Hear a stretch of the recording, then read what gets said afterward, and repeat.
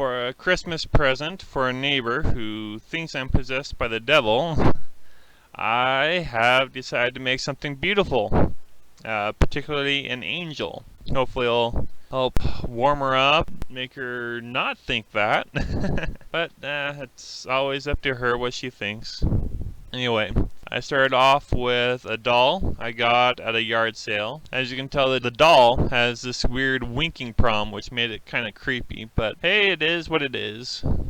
The price was right. So I stripped the doll of its clothes, ended up cutting off its arms and one of its legs and repositioning them. The arms I rotated so that the palms are out, kind of in a beckoning manner, and used wood doweling into the hollow space to essentially give the arm some stability and strength. For the leg, I screwed the foot at the ankle of the other leg and used folded up cardboard into the knee to give that some stability, and filled in the gaps with some wet toilet paper, kind of like paper mache, including the hip gaps there. For the head, I didn't like how messy the hair was, so I combed in some Elmer's glue to help essentially mousse it or harden it and keep it smooth and flat. I also glued the eye up so she stops winking, and went about sewing a little dress for her using some spandex material I actually found in the bottom of the creek while diving.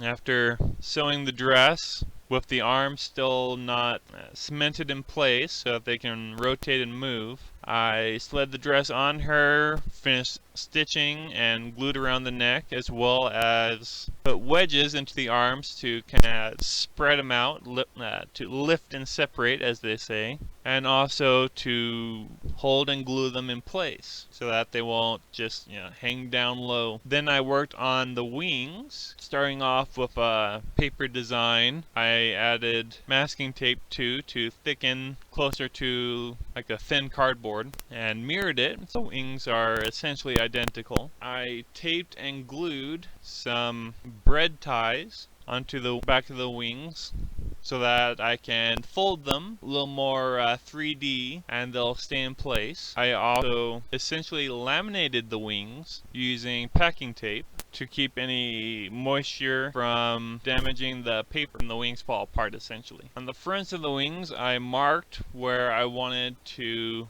put the flight feathers and also give myself an idea of how many feathers the wings are going to need. I purchased some feathers from Walmart. They're kind of long, so I actually cut the feathers in half and shaped them so that they look like the flight feathers. I also bought some smaller feathers to cover the rest of the wings with, front and back, which kind of makes this fun rainbow parrot looking wings. Using 2 screws for each wing, I screwed them into her back through the dress, kind of permanently connecting her, the dress, and the wings all together. Then I covered the screws with more feathers before mounting her onto a platform, a little wooden platform, using 2 long screws, one going into each leg. I also used her little high heel shoes to keep her foot relatively flat on the surface, at least upright. And since I wanted it to look more like a statue,